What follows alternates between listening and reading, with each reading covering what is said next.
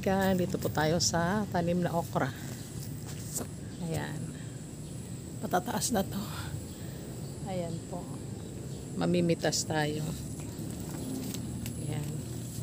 Pinili lang po natin ang hindi masyadong matanda pa para malambot. Huwag po tayong kumuha ng matanda. Ayan po. Ayan. Pitas po tayo ng okra. Ayan.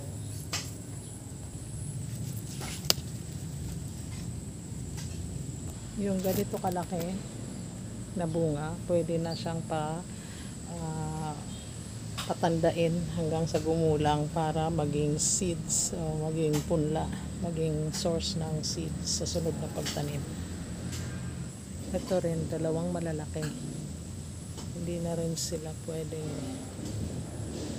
kainin, matigas na po yan. Ang kakainin natin ay yung maliit kasi yan ang malambot. Ayan. Ito. Masarap yung okra pag malambot. Siyempre bata, malambot, masarap ang okra. Yan po.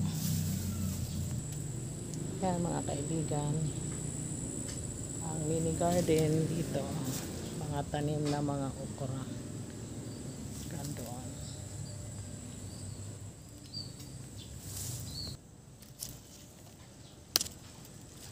Okay na rin yung may tanim, nakakalibre.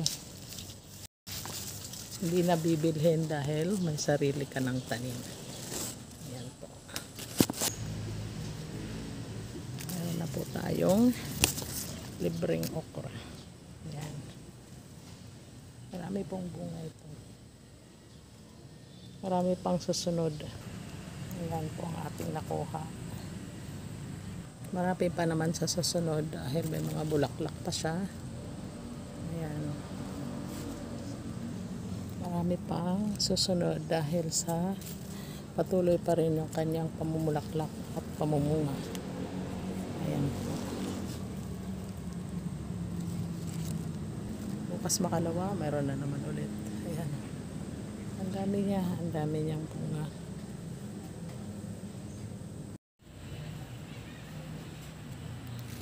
Ito po ang aming mga okra dito. Malalaki na siya. Ang mga bunga niya. Ayan po. Maraming bunga. Maraming bunga ng mga okra dito, guys. Ayan po. Ito pa. Daming bunga po. Sarap nito. Sarap talaga ng okra. Ayan po. Daming bunga. Yan lang po mga kaibigan. Happy gardening sa ating lahat. Ingat po tayo. God bless.